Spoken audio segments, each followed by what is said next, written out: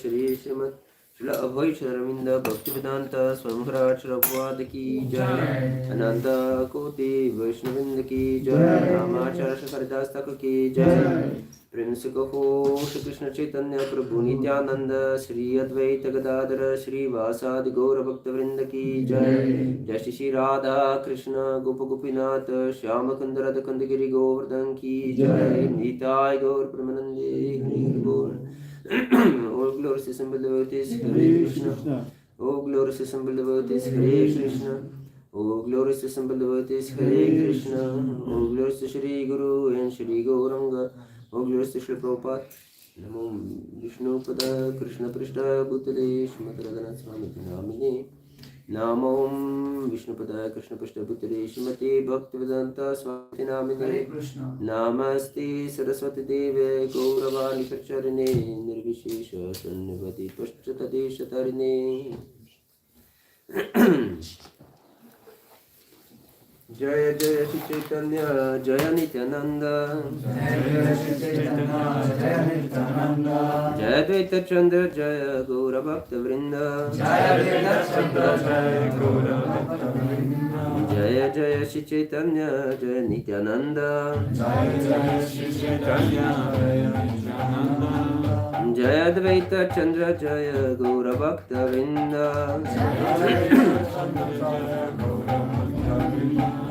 Jaya Jaya Shri Chaitanya Jaya Nityananda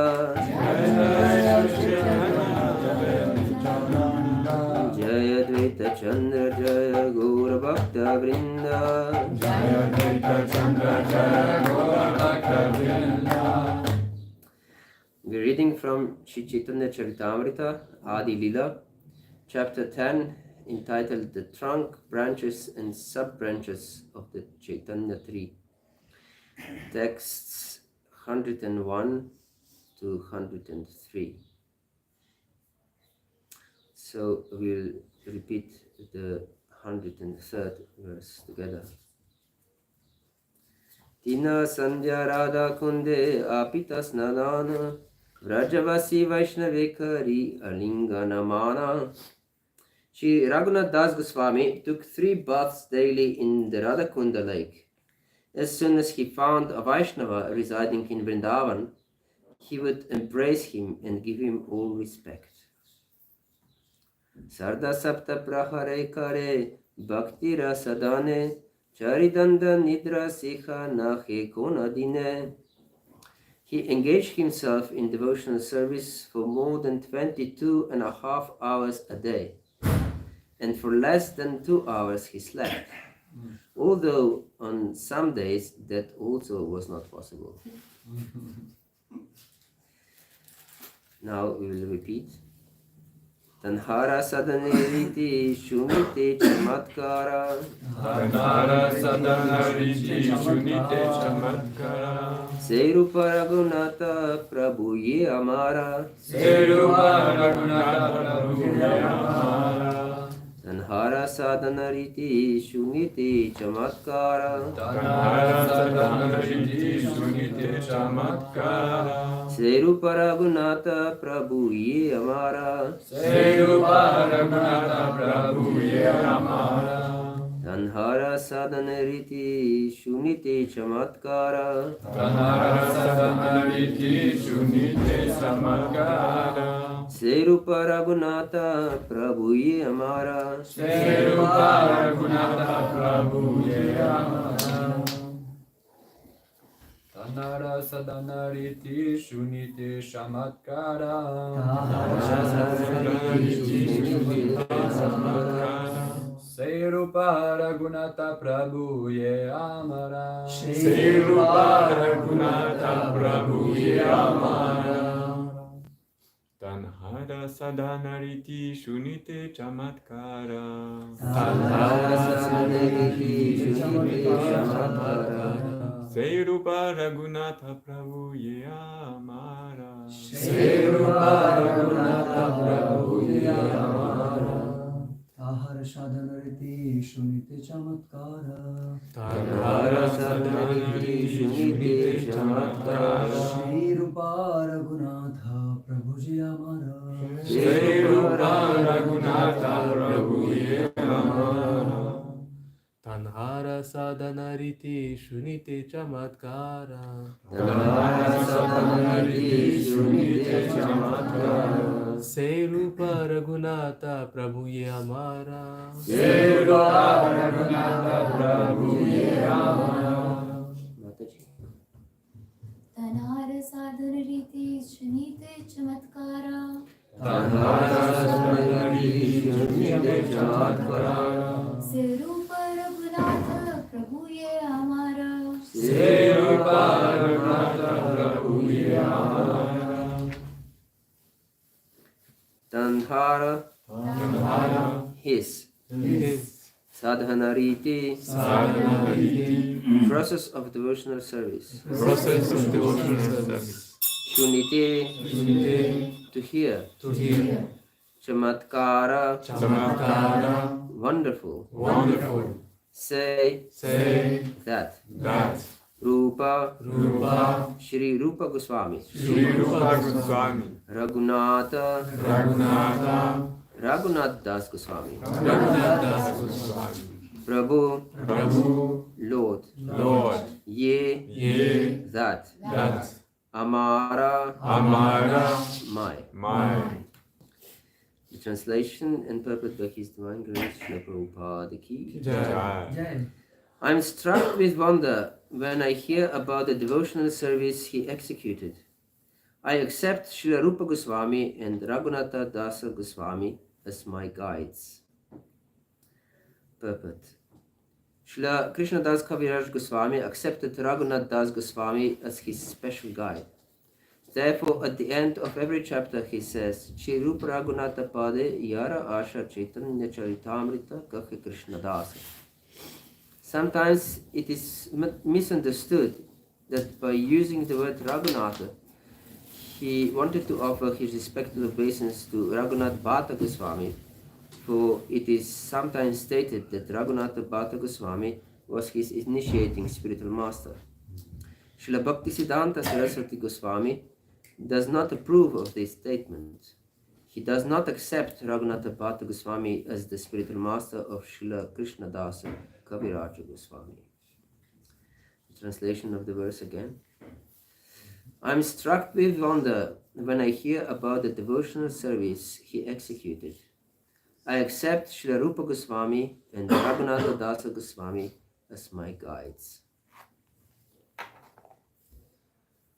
Om Jnanatimirandasya Jnananjanashalakaya Chakshurun Militam Yena Tasmai Shri Gurave Namaha Shri Chaitanya Manubhishtam Stapitam Yena Bhutale Swayam Rupa Kadamahyam Dadati Swapadantikam Vandeham Shri Guru Shri Utapadakamam Shri Guru Vaishnavascha Shri Rupam Sagrajatam Sahana Raghunatanvitam Tam Sajivam Sadvaitam Savadutam Parijana Sahitam Krishna Chaitanya Devam Shri Radha Krishna Padan Sahagana Nita Shri Vishakhanvitamscha He Krishna Karuna Sindhu Dina Bandhu Jagatapate Gopesha Gopika Kanta Radha Kanta Namostute Tapta Kanchana Gaurangi Radhe Vrindavaneshwari Vrishabhanu Sute Devi Pranamami Priye Vanchakarvaturubhyascha Kripa Sindhu Devacha Patitanam Pavanebhyo Vaishnavebhyo Namo Namah Shri Krishna Chaitanya Prabhu Nityananda Shri Advaita Gadadhara Shri Vasari Gaura Bhakta Hare Krishna, Krishna Krishna, Hare Hare, Hare Rama, Rama Rama, Hare Hare. Hare Krishna. So today we continue our discussion on two topics. One is Raghunath Das Goswami, mentioned in these verses of Chaitanya Charitamrita. Another is the qualities from 16th chapter of Bhagavad Gita, the divine qualities described in the first three verses of Bhagavad Gita of 16th chapter. We can see here Raghunath Das Goswami was extremely strict in his spiritual life. No one can follow his example, actually, or we can say we can follow, but we cannot imitate. It is said also that Srila Prabhupada slept only 2 hours a day. Yes, from 10 to midnight. And then he translated books. So, who can live like this? Yes, hardly anyone. So Raghunath Das Goswami, he slept even less than 2 hours, and not even every day was this possible to sleep so much. Yes. So and we can see from his example, it is said that his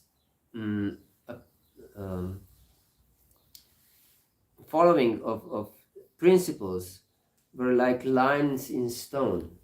So that means that we cannot change them in any way. Cannot not be washed away, cannot be filed away. You can do nothing with these lines in stone. Yes, remain forever. So this should be also our lead in our life. We should follow this example as far as possible. And we can see that this was not dry renunciation from Raghunath Das Goswami, but full of love. Whenever he saw a Vaishnava in Vrindavan, and I believe practically everyone in Vrindavan is a Vaishnava, he embraced him. Yes, he was so grateful that he can see a Vaishnava. And we discussed already that he's our Prayojana Acharya, and something is very important in his songs, written in Stavavali, his compilation of songs.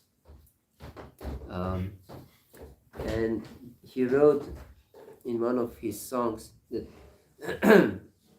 his dedication to Vrindavan and to Vrindavan mood, and we discussed yesterday a little bit of Vrindavan mood also. He said, even if Krishna in Dwaraka personally invites me there to Dwaraka, I will not go from Vrindavan.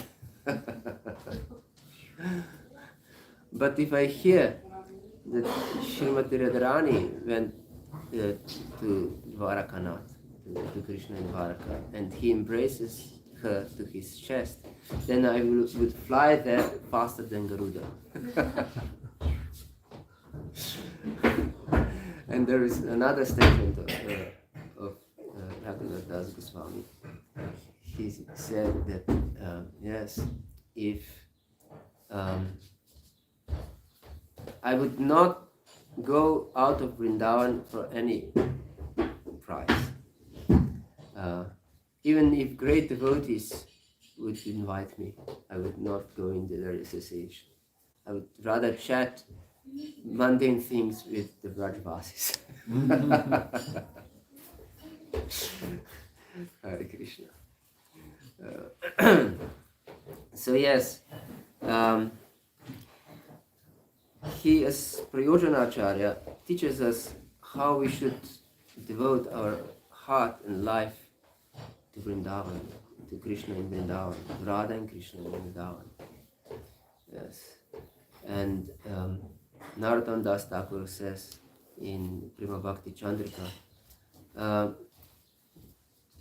if someone is worshipping Krishna but he doesn't worship Srimati Radharani, I don't want his face, to see his face.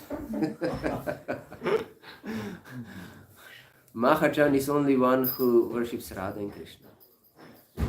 So he proclaims for Mahajan that those Mahajans are those who worship Radha and Krishna. Jai Shri Shri ki Jai, Radha Parisisvara ki Jai, Shri Jagannath Baldev Subhadra Mai ki Jai, Shri Sita Ram ki Jai, Nitai Gaur Pramanandi. So yes, and we can see from his example, not that he just embraced Brajvasis, but also every day he offered 1,000 Dandavat obeisances to Krishna. Even from material point of view, this is heavy exercise. And not just 1,000 full Dandavat obeisances to Krishna, but also 2,000 Dandavat obeisances to devotees. Every day, every single day. 3,000 obeisances. Can you imagine? Per day. Yes. This is one important aspect that we should understand in spiritual life. Although we are told repeatedly, you're not this body, and we should understand that we are not this body and try to live according to spiritual principles, we should still know that everything belongs to Krishna. This is also the first principle to understand. And also our body belongs to Krishna. So whatever is entrusted to us, we should understand that this is not mine. It's Krishna's property. Therefore, I should care for Krishna's property. I shouldn't be neglectful to any of Krishna's property, and everything is Krishna's property. In spiritual culture, we respect everything. Therefore, a devotee, before he gets up in the morning, he begs pardon from Mother Earth that he will walk upon her with his feet. But here in the West, we were grown up in the environment that everything we move around with our feet. But we should understand that everything belongs to Krishna. Everything is worshipable, actually. So one should be very conscious what he's doing. And also a body is Krishna's property, so we should take good care of it and not neglect it or engage in unnecessary sense enjoyment. And this is the next topic we will discuss from this qualities from Bhagavad Gita. It's Dharma, self-control. And it goes very well along this Raghunath Das Goswami, who is extremely self-controlled. And Prabhupada, in his purport to these 3 verses from 16th chapter of Bhagavad Gita, in regard to Dharma, he speaks mostly about sex life, because this sex impulse is extremely strong. Otherwise, the species would not continue their existence without very strong sex impulse. And this is also Maya's most strong weapon, sex life. And we can see from many great rishis, they were often victims of sex desire. Great tapasvis who dedicated themselves for thousands of years to tapasya, great tapasya. And so much so that Indra became afraid for his position. And he sent some heavenly damsels to distract their meditation and tapasya of these great sages. And Hare Krishna, they became allured after thousands and thousands of years of tapasya. So one may think, after thousands of years of sense control, of this dharma, they still fall victim to it. So how strong it is. So we should be very careful about this sex desire and about everything, actually. Therefore, it is said in Upadeshamrita, Rupa Goswami, Vacha vegam manasa krodha vegam, jihva vegam uptara pasta vegam, etan vegam yogi shahita tira, sarvam apimam pritibim sasishyat. That one first requirement is to control our senses, our speech, our Vacha manasa, our mind. Mind is, of course, the root cause of all problems, because mind is a material element, and as a material element it is designed for material existence. Yes, this is the purpose of mind, is to help us to exist in material life. So therefore, mind is always engaged in pursuing material happiness. And since it's our nature to be Satchit Ananda, that we are eternal, we never die, and we are full of consciousness, Chit. We know things, we know that we exist, and Ananda, we are blissful by nature. So we pursue these things but because of avidya through material body, gross and subtle. So the mind is designed to pursue this Sachitananda through material body. Yes. So as long as we don't develop taste for Krishna consciousness, it's impossible to give up taste for material pleasures. Yes. Vishaya vinavartante niraharasya dehina. Rasavarjam rasopasya param drishpanivatate. It is explained by Krishna in the 2nd chapter of Bhagavad Gita that even though one may control his senses, if he doesn't experience the higher taste, he will become victim of these lower tastes. Yes, and in the next verse, he explains that senses are so powerful and strong that forcefully attract even the mind of great personalities. Yatato hyapikanta purushasya vipashita. Indriyani pramatni karanti prasabam mana. Yes.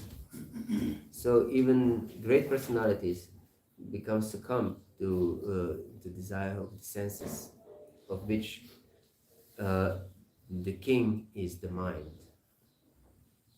Yes, therefore one should be extremely careful about the mind. And we mentioned in one of our previous classes how gives rise to lust always. Nityam dadati kamasya. Mind. And one should not trust the mind at any time. Yes. So yes, so this dharma or self-control is mostly about the mind and of course about the senses. Therefore, jiva vega mudara pasta vega. So we should also control our eating. This is one of the next item that is very difficult to control. Our tongue, in both ways, in eating and speaking. Yes, very difficult to control. We said that people always chat, so they cannot live without speaking. It's one of the most difficult vrata or vow is the vow of silence, to be completely silent. And one of the most severe punishments is to be put in what's the name of this solitary cell that you don't associate with anyone. So it's very difficult to be silent. Yes. So, but devotees know what this silence is. Silence, proper silence, is material silence. So that we speak about Krishna. This sense control is something that, or not just sense control, self-control, rather we say, is something most dreaded by devotees, most feared of. Yes, most feared of. People are extremely afraid of this sense control. But there is a secret of this. Krishna explains in 18th chapter of Bhagavad Gita, Yatadagre Vishwamiva Parinam Mritupamam Tatsukam Satvikam Pruktam Atma Buddhi Prasadacham. What seems to be poison at the beginning, yes, Yatadagre Mritupamam, yes, is nectar at the end, this nectar at the end, is happiness in the mode of goodness. And this Atma Buddhi, it awakens the soul, and Prasadajam gives great happiness. Yes, gives great happiness. And everyone wants to be happy. But Vishayendriya Samyagatya Tatagim Mitopama, Parinami Vishameva, Tatsukam Rajasansvatam. that the happiness that is experienced in connection with the senses seems like nectar at the beginning, but it's poison at the end. Yes, it's poison at the end. And it's happiness in the mode of passion. It's happiness in the mode of passion. Yes. So it gives just misery. There is a Slovenian poet, most famous, but I don't believe that you have heard about him, who I believe he read Bhagavad Gita because of his poems. And in one poem he directly said this, that I didn't know how everything that heart believes to be nectar turned out to be a poison. Yes. So yes, he lamented. What? Who? The Slovenian poet. Yes, he's called France Prešeren. I don't believe you have heard about him, but still, he had great poems, and if you go deep, you can understand higher message also that's connected with Krishna's teaching. Of course, he mostly describes his misery. Yes, but we can understand from his miserable experiences how not to engage in our life. What is not proper way to live. Yes. So yes, so one should be very careful. This atyahara, which is next mentioned and also connected with Jihva Vegam and Udarapasta Vegam, because these urges of the tongue is also for eating, and urges of the belly is also to fill it up. We can check if we succumb to these desires unnecessarily. So if we have too much fat in our body, it's a sign, clear sign that we eat too much. Yes. Or we speak about some mundane things and think about mundane things. It's not, we are not controlled. We are not controlled. And if we are not controlled, it's impossible to connect with Krishna, actually. And we mentioned that this control, one may think it's not natural. Yes, it's not natural. It's completely against our nature to control. But human life is based on some control. Therefore, culture itself is control. What else than control? And everyone lives in a certain culture. Yes. No one can live without a culture. So one is taught by the very beginning of life how to behave in a certain manner. Yes, and what is proper and what is not. And every parent should teach their children what is good and what is bad, what is proper and what's improper, from the very beginning of life. Yes, and this is all against the nature, one may say. Yes,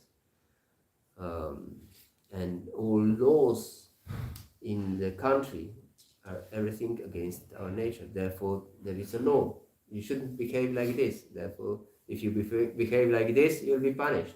If you behave according to your nature, you'll be punished by law.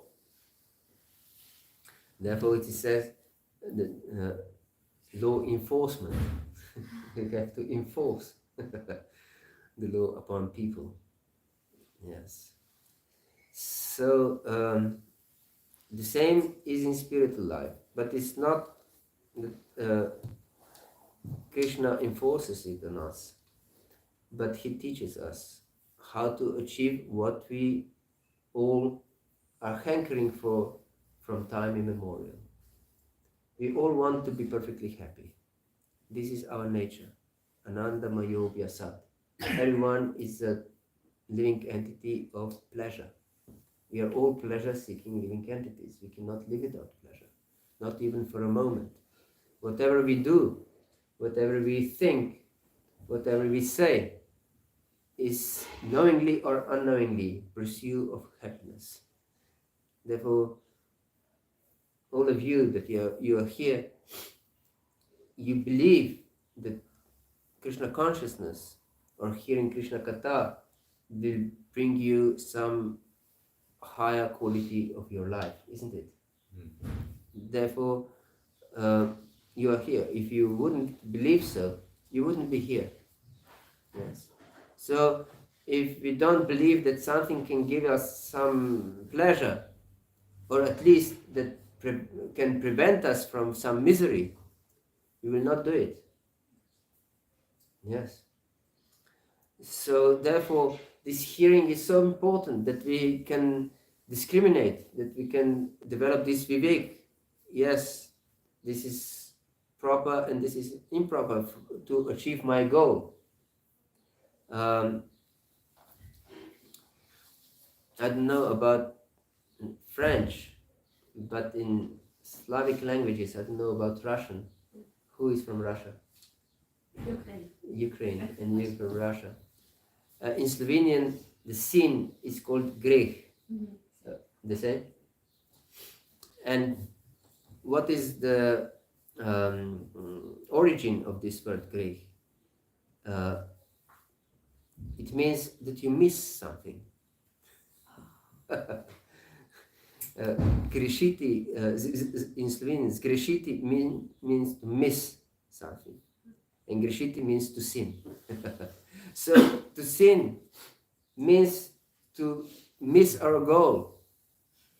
Actually, this is the meaning of the sin. It's to miss our goal.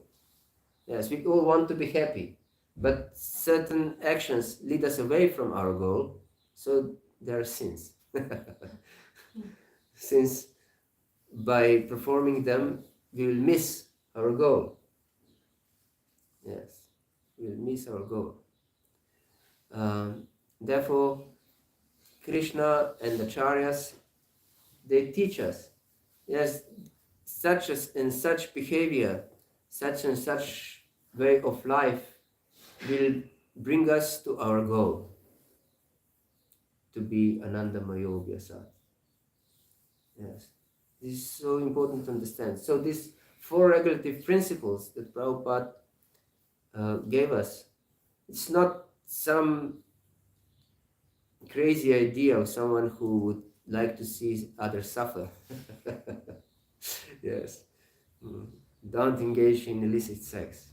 And then he said, he'll suffer. No.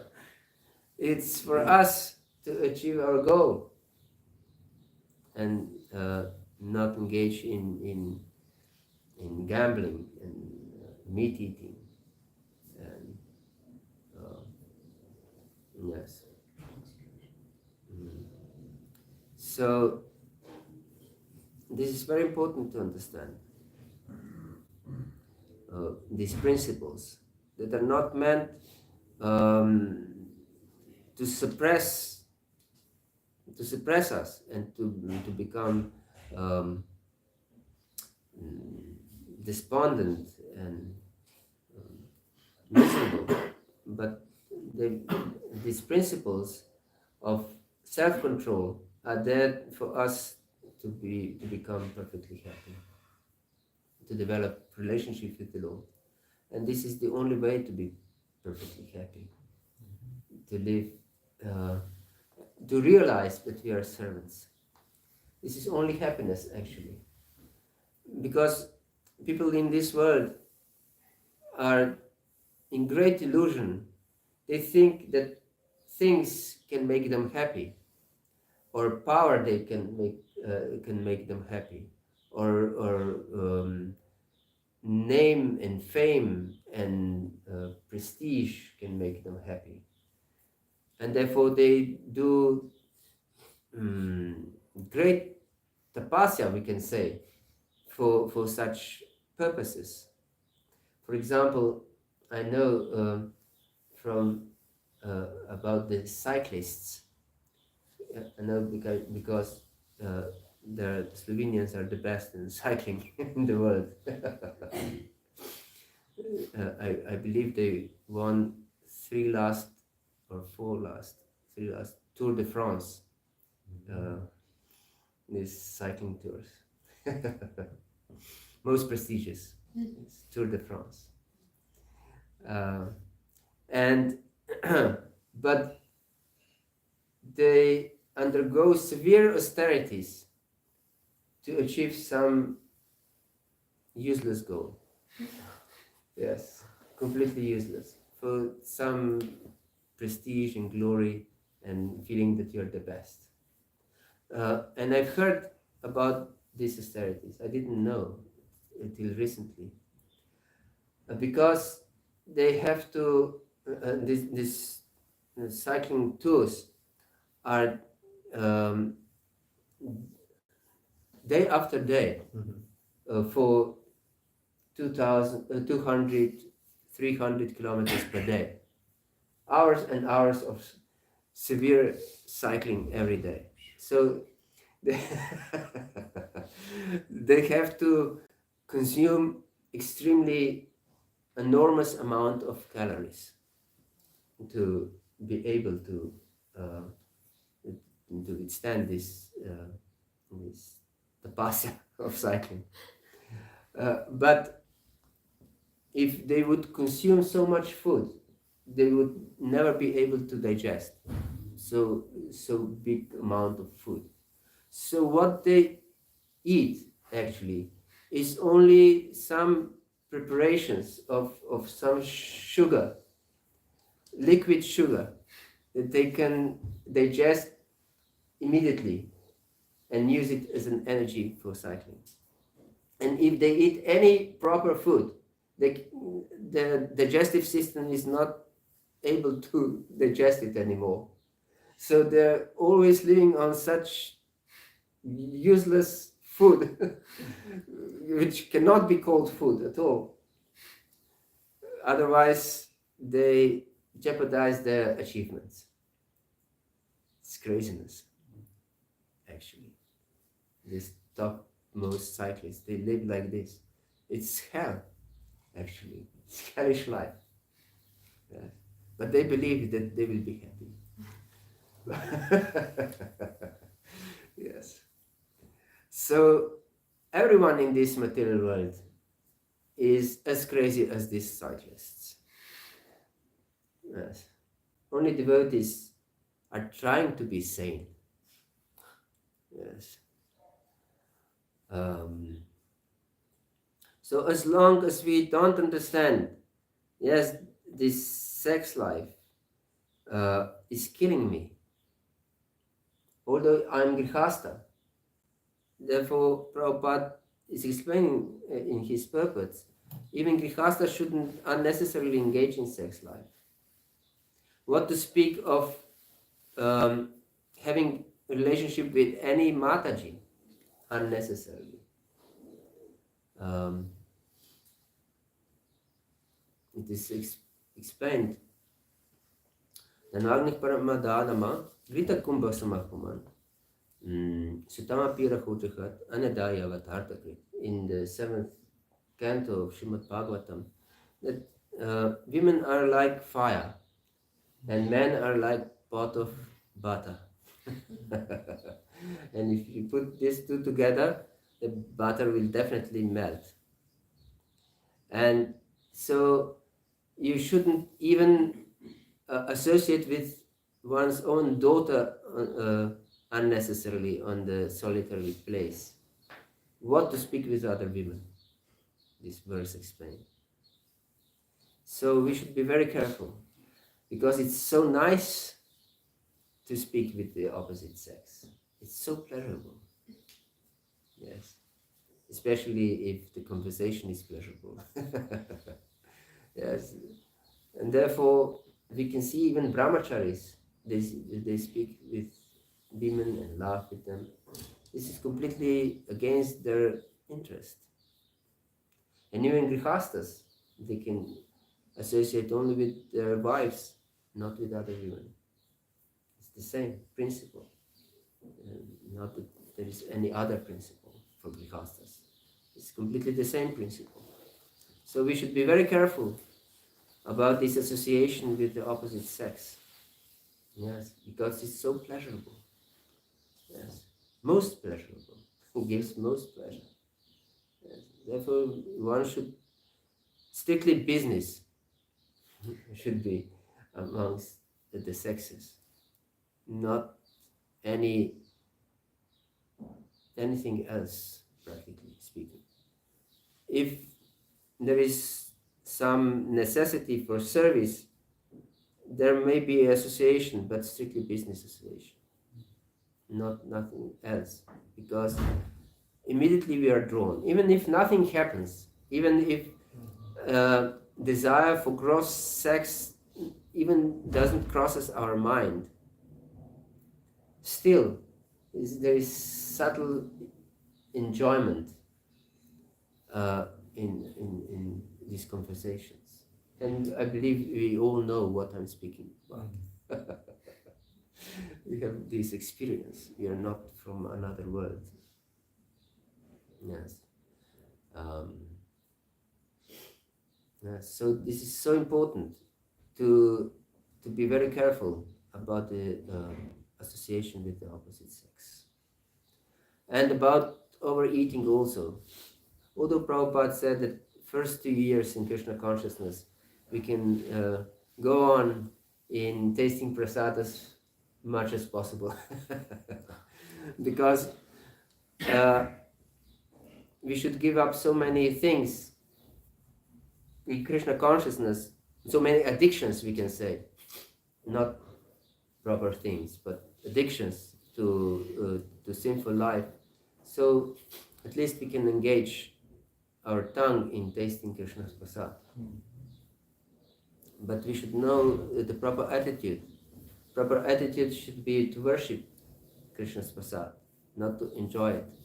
Although we of course enjoy it very much, not just a little bit, especially it is very tasteful, and usually prasad is extremely tasteful. There are stories about this. Once it's a story, maybe you have heard it, because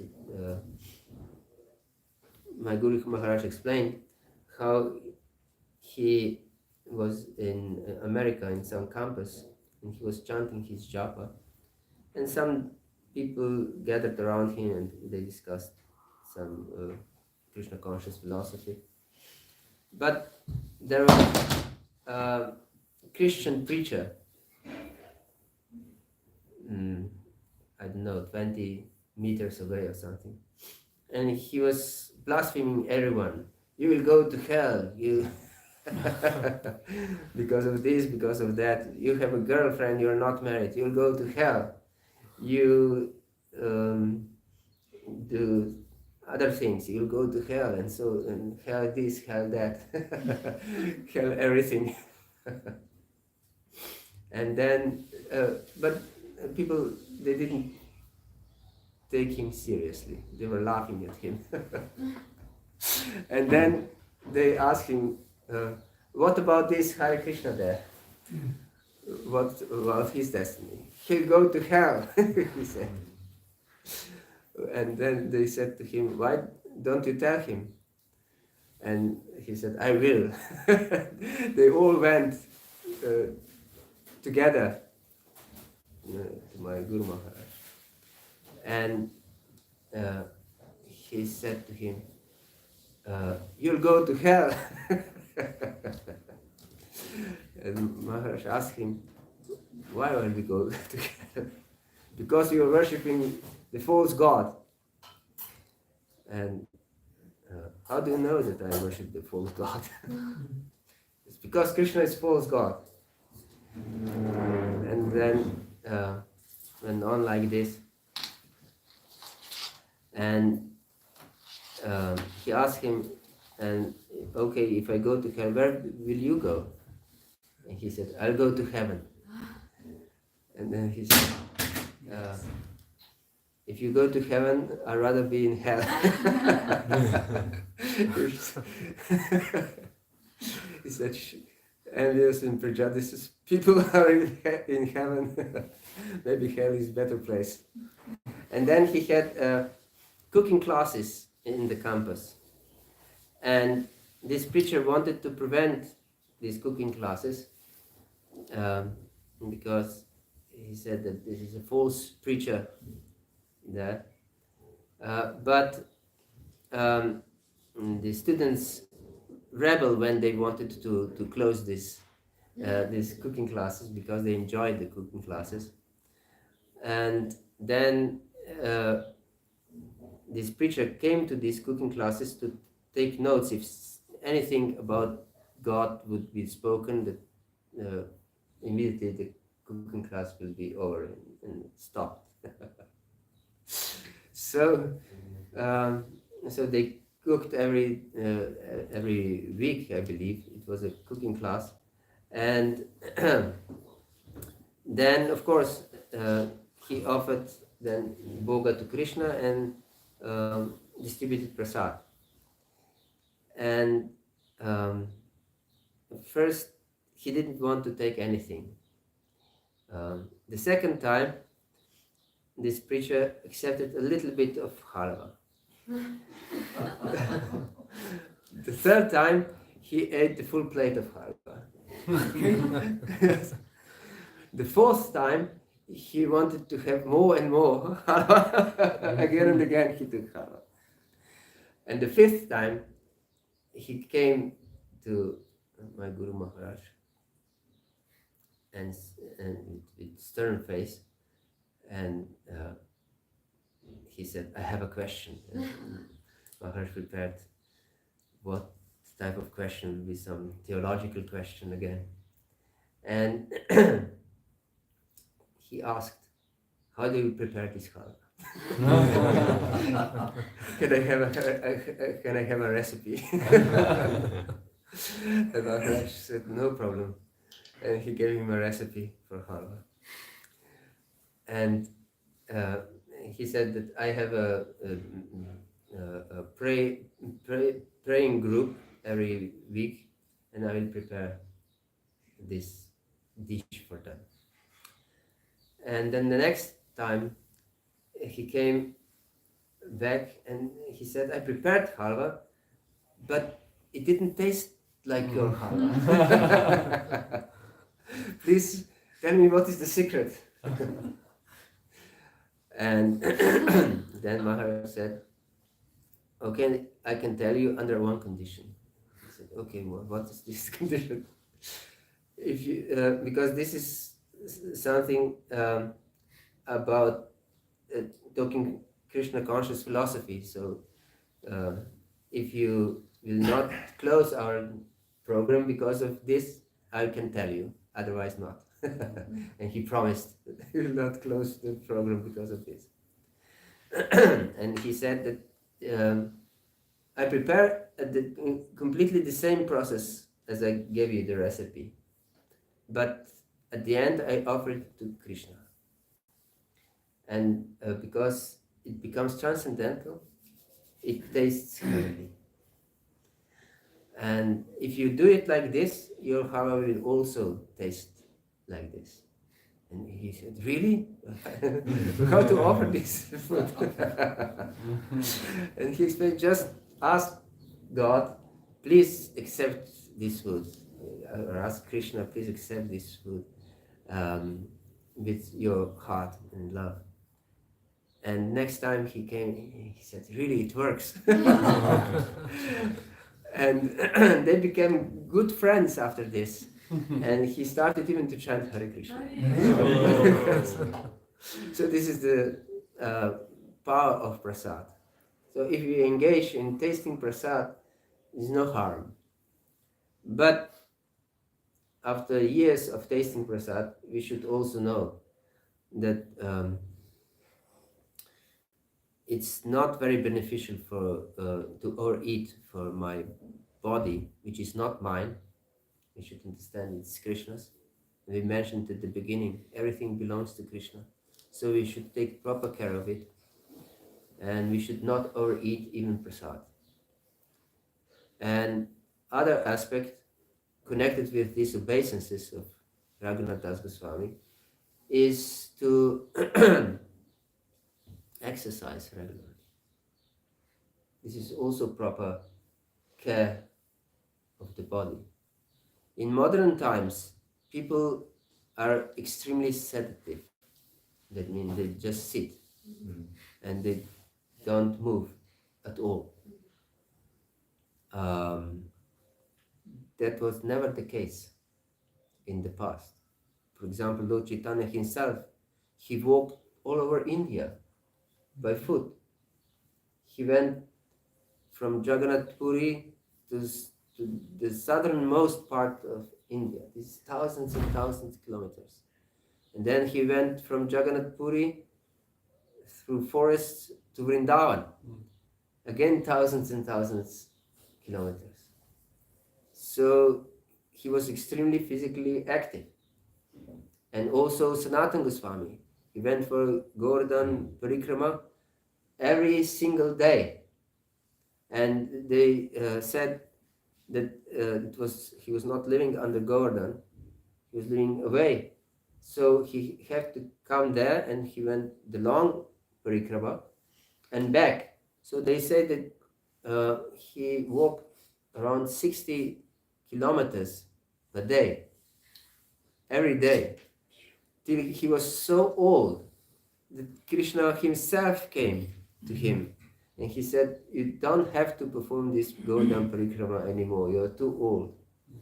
And he gave him a Govardhan Shila, and he said that if you go 3 times around it, it counts as Govardhan Parikrama.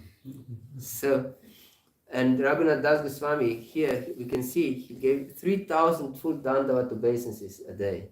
Just try it. Try it once. And you will see that 50 is already a lot. In physical sense.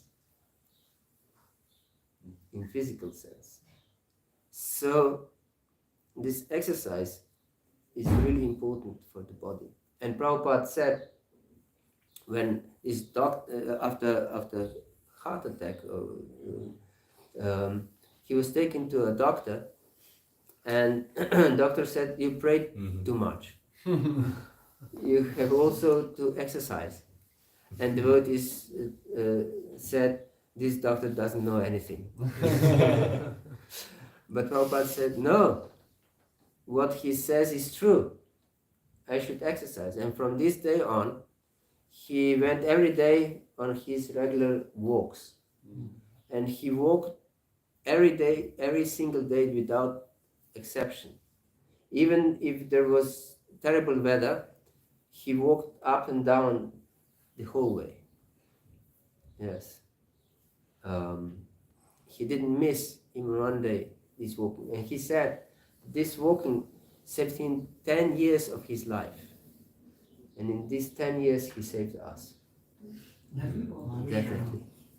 So we should also not be neglectful for this aspect, because we exist currently, as long as we have a body, we exist on 3 levels. On gross level, on subtle level, and of matter, and on spiritual level. So every aspect should be, we should not neglect any aspect or overindulge, unnecessarily indulge in any aspect. So this physical exercise should be done with the idea, it's service, my service to Krishna.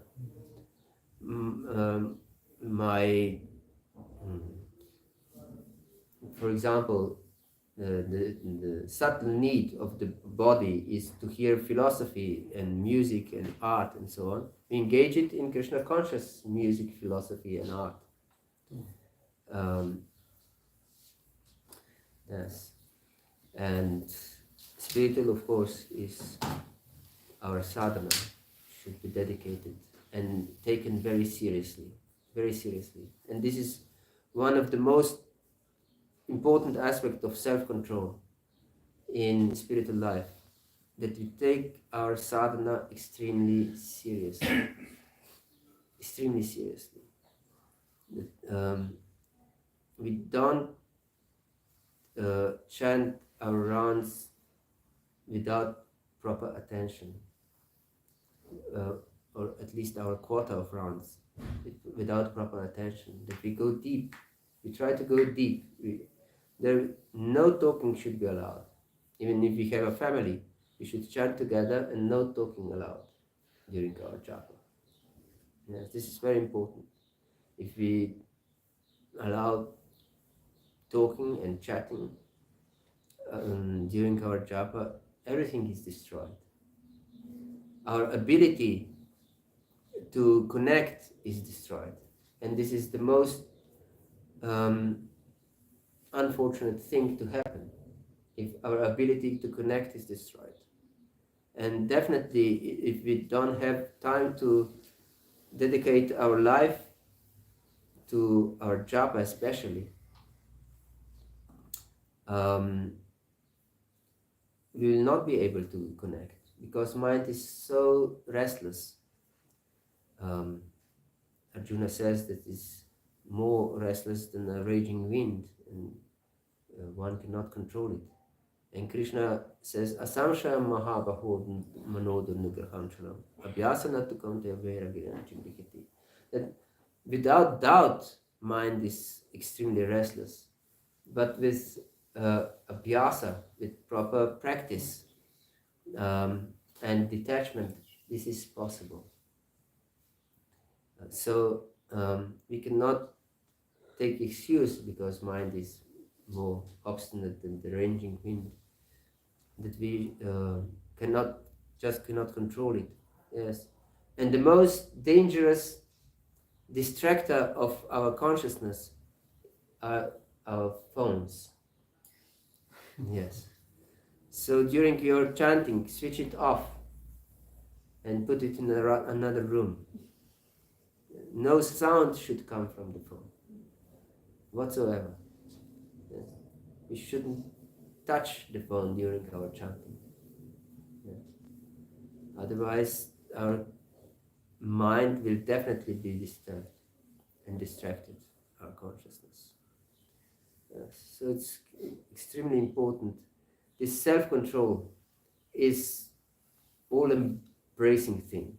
So because we are self, self-control means to control ourselves on all these three levels of existence: on bodily level, on subtle level of mind and intelligence, and our spiritual level.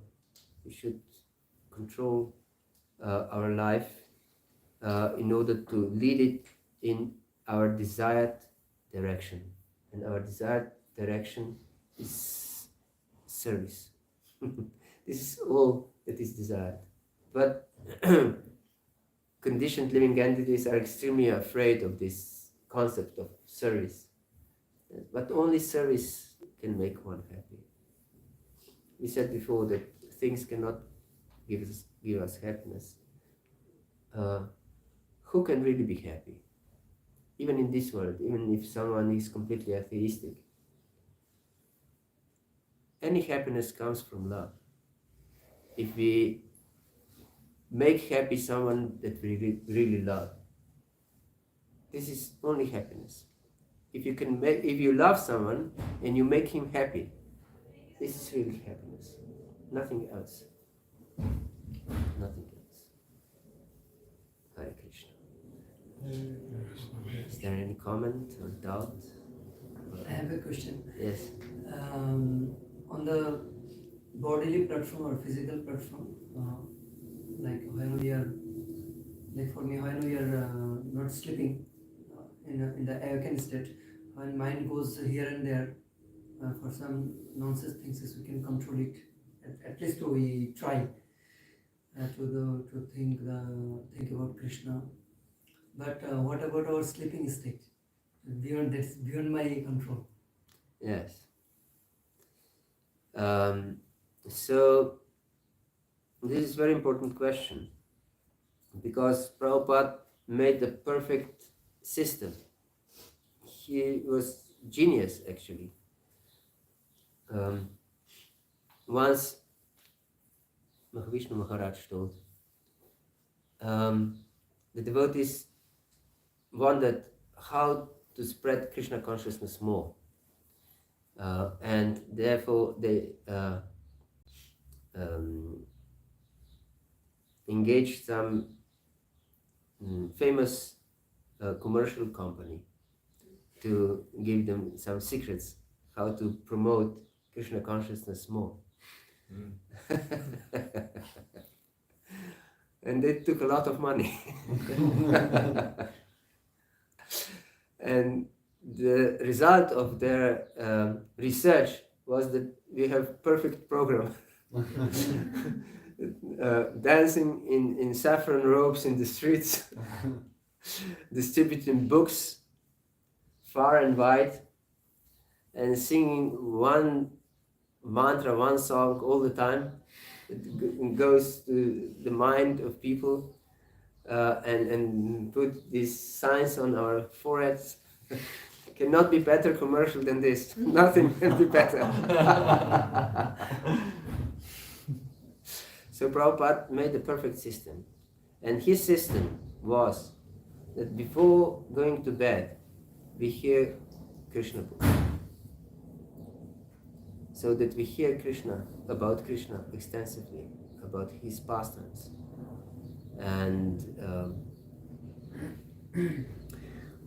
so when we absorb our mind before we go to bed in Krishna katha, then there is more possibility that mind will ponder this during our sleeping time. Of course, it's completely out of control, as you said, and so we can do only what we can do, and we can do hearing before going to bed. This is in our capabilities, so we should take advantage of it. Yes. Hare Krishna. Yes. Yeah. So still related to sleeping, Prabhupada says as well that if you sleep more than 6 hours, then you are nonsense. But he said not his nonsense, but you're in Tamagun. yeah, Tamagun. But so then I think every one of us try, but for some of us maybe it's not working, and so how to understand this? Yes. This is also very important question. If we are in Tamagun, we need more than 6 hours sleep. And this artificial cutting of our sleep will not help. This will not bring us to Sattvagun. Therefore Krishna says, Yukta Havra Vikarasya, Yukta Chishtasya Karmasu, Yukta Svaprama Bodhasya, Yoga Bhavati Dukkha. If we properly engage in balanced way to our sleep, sleeping, eating, working, recreation, then we can properly engage in yoga. That means also Bhakti Yoga. So if we need more than 6 hours of sleep, this is of course a sign of Tamagun, as Prabhupada says. But we should face the fact everyone is affected by modes of material nature as long as he's not transcendental. And Tamagun is one of the modes. And all sleep actually means Tamagun.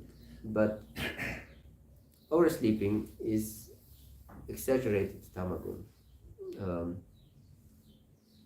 And anyone who is not in spiritual consciousness has exaggerated Tamagun. So usually when you read about proper amount of sleeping, they will say at least 8 hours. Yes, because everyone is in Tamagun. They need more than 6 hours of sleeping.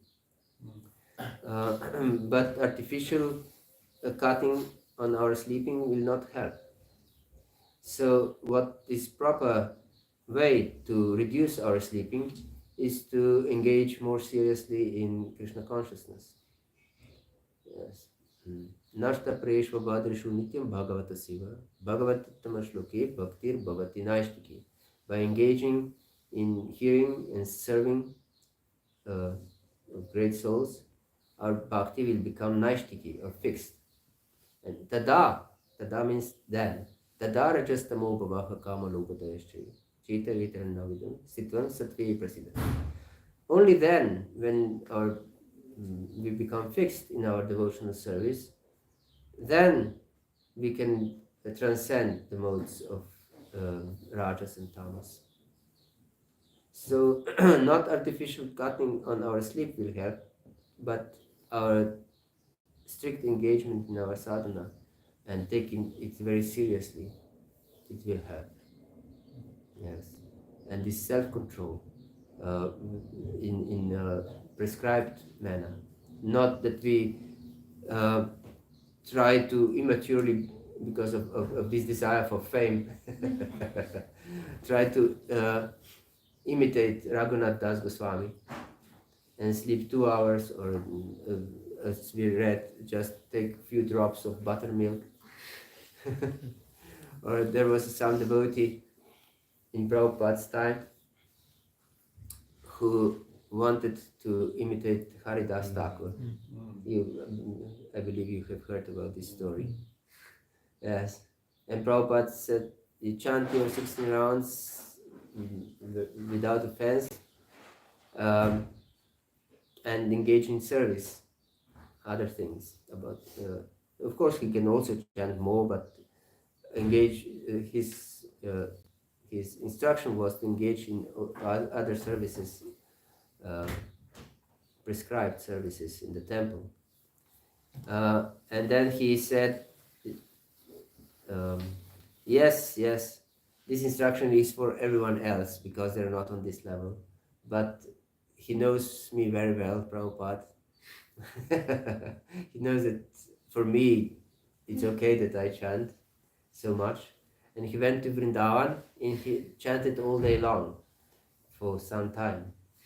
So I believe he lived in some cave or something, and he chanted all day long, 64 and more rounds, because Haridas Thakur chanted 192 rounds. So he tried to keep this standard, and after some time they didn't see him anymore, and they were asking, where is Babaji Maharaj? Maybe he went directly to Krishna Loka. And then after some time, some devotees stopped at the gas station because they needed to fill up the tank. And they saw Babaji Maharaj there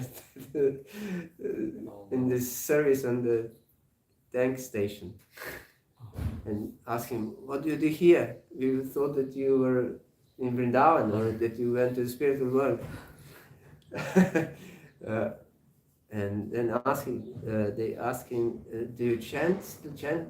Oh, I have chanted so much. It's enough for, I don't know for how many years. So we shouldn't immaturely imitate great souls.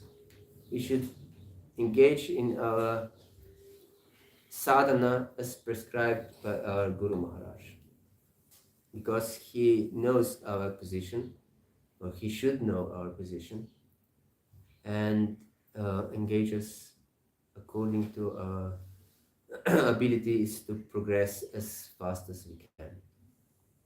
And be sincere. This is most important, to be sincere with great desire to advance and take the process seriously. And most important is our chanting.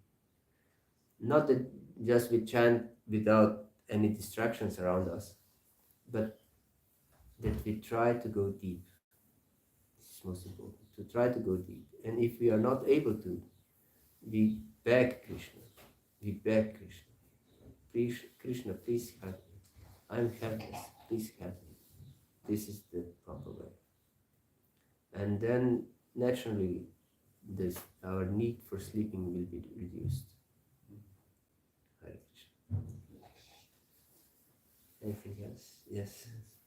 In connection with the relations between men and women, you mentioned this metaphor with fire and butter, and there is a key word in this is about unnecessary interactions. So what does it mean? How to be more specific about unnecessary interaction, especially in the context of a temple where there is seva and sometimes it's, Yes. association is there for different reasons, especially in a small temple like this. So how should we understand this? Yes, this is also a very important topic, especially for managers. If possible, never engage in the same service different sexes. The brahmacharis with some matatis. This is against all common sense and spiritual principles. If at all possible. So Matajis should have service together and Prabhus should have services together. Yes, because if they will serve together, there certainly will be interaction. You cannot avoid it. And this interaction, of course, it's not exclusively on service level, never possible, as long as we are conditioned souls. So there will be attraction, even, as I said, even if this idea of sex doesn't cross our mind, but there will be attraction. And this attraction, of course, influences our consciousness, our desires. And so those who live in the ashram with the idea to advance spiritually, like brahmacharis, for example, they shouldn't be engaged in the same services because the desires will be always agitated. Yes. It's so nice, and this girl is so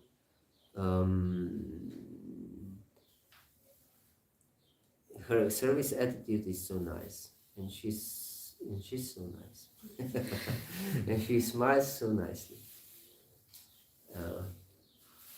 Yes, and this will definitely agitate brahmachari's heart. We cannot avoid it,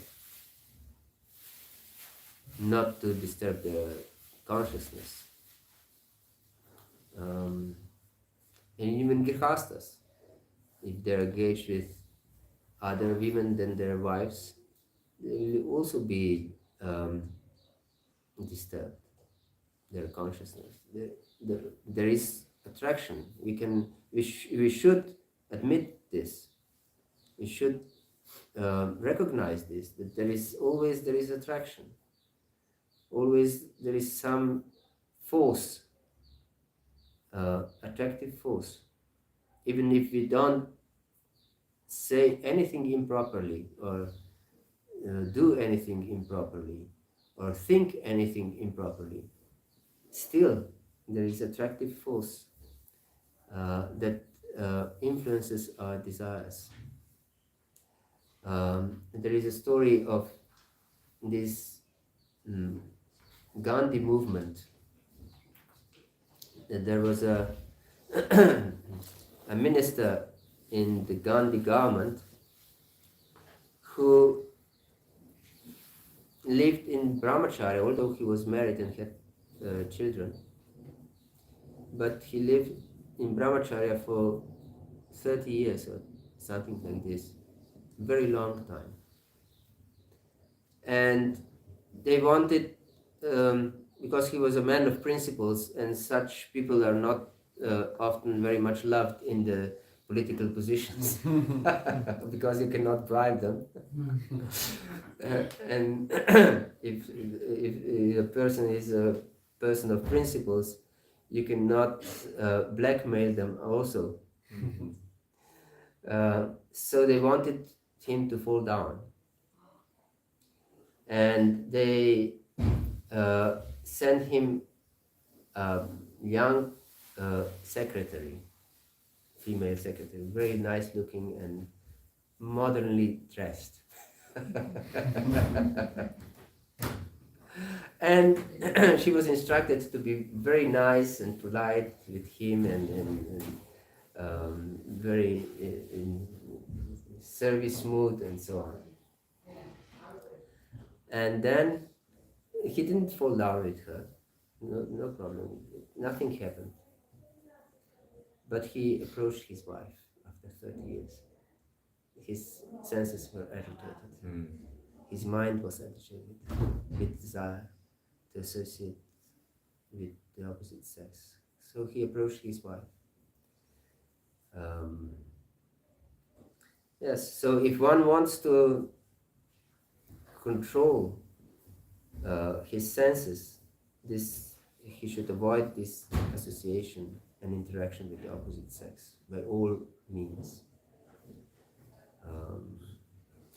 But if there is no other way, of course, temple managers, then they don't have any other option that engage them. But we should know for ourselves that it should be strictly business. When we are engaged somehow or other for some service purposes, we should know for ourselves it's strictly business. Otherwise, if we engage in such conversation without this strong self-controlled